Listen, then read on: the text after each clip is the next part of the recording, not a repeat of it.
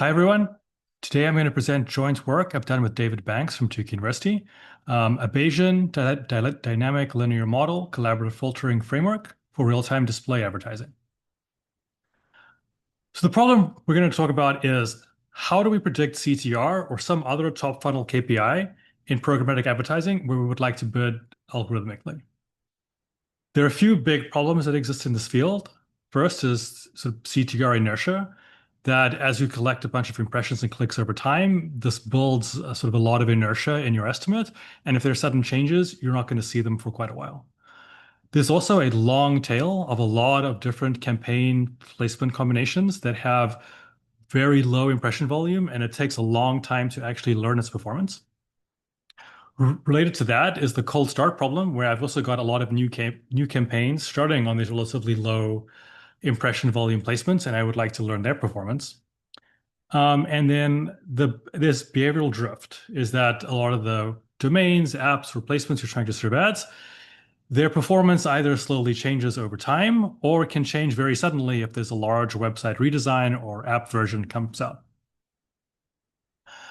So we proposed a method to sort of deal with all of these problems simultaneously. First, we use beta-based priors to help deal with the cold start problem, where we can learn from previous campaigns, agencies, and other examples, however we choose to set up the priors.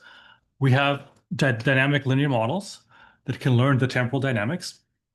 We set up a collaborative filtering step where we can try and exploit the item and campaign similarities. And then largely we set up a Bayesian hierarchical framework to figure out how to optimally mix these together.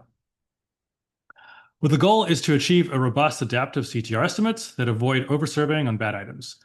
And in general, this is not viewed as an online method, but something that can provide a strong baseline to be fed into reinforcement learning systems or to tower models or something else that can actually work at runtime. The high-level overview is sort of we have two streams coming down.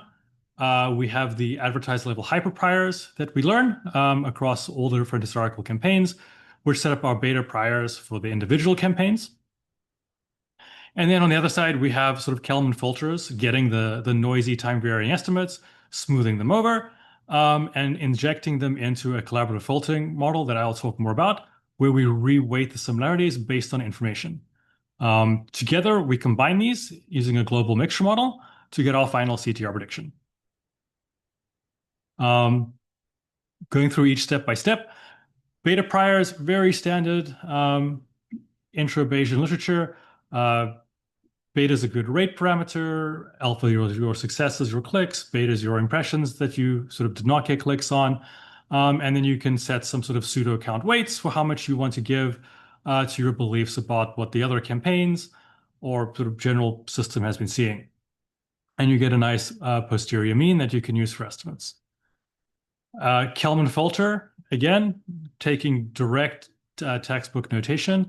It's a state space model where we care about the state X.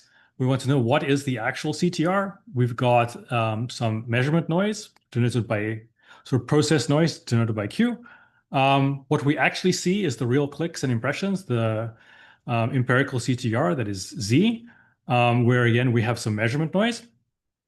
And then we've got a couple of standard update equations that we can go through to get real-time forecasts about what we think the next state of our CTR is going to be at any given time, given the noise that we've seen so far. Here's just a quick empirical example of what would happen if we were trying to compare a Kalman filter estimate for CTR of a web placement versus a cumulative CTR. The blue line is the actual CTR that we're seeing over time. You can see somewhere in, say, middle of August, there's some drop in performance, maybe a website redesign or version change or something, and CTR suddenly plummets. If we're using the cumulative CTR trend, the orange line, it will take a really long time for us to actually learn that this happened, but a Kalman filter will pick up on it almost immediately, which is why we want to use a model like this. Next, if we were to look at our collaborative filtering-based systems, generally, you're going to measure CTR, again, X, as some weight of the similarity between different items, sort of IJ, say placement user space, and then weight their CTR based on their similarity, normalizing by the number of neighbors weights around it. This is just simple correlation as our similarity measure. If we were to do this just like this, we'd have some placements get millions of impressions and some will only get like 5 or 50 impressions. And you're going to get a lot of noise if you want to weight these things equally. So we changed this to be an information-weighted collaborative filtering problem, where we take the variance that we observed from our beta parameters, our formulations for CTR, and we re-weight our similarity numbers based on the variance.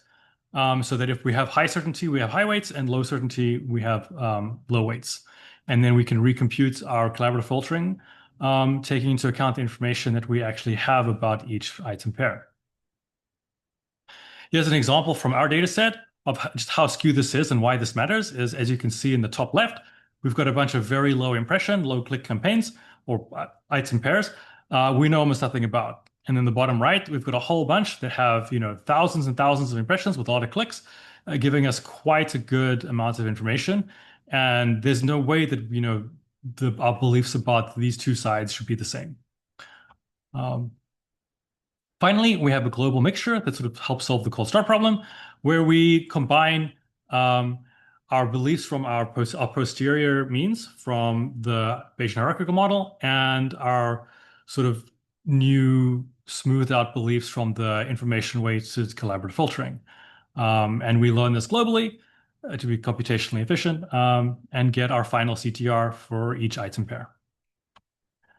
If we were to compare this using an ablation table, we can see both log loss and mean squared error do the best with our combined model in the top, the Bayesian-DLM and collaborative filtering components. Log loss is a nicer number to look at here because in our rare event world of most impressions get 0 and we get very few clicks, we want to weight our misses of the clicks very heavily, which is what log loss will do. And we see that through the waterfall, each component actually adds roughly a similar amount of improvement versus the pretty standard textbook methods of random forest and XGBoost. So the one question that comes to mind is, well, why don't we just have one big Bayesian model to do all of this?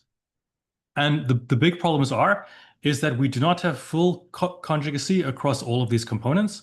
The beta binomial model does not play nicely with the Gaussian processes of a DLM.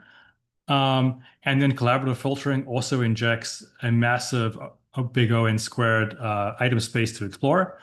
And then having to learn a mixture component over all of that would just be intractable. And then if you wanted to also learn non-conjugate Bayesian form, your MCMC or your variational inference would also need to sample over an enormous space to actually get all of these weights. And that would also not really be computationally tractable.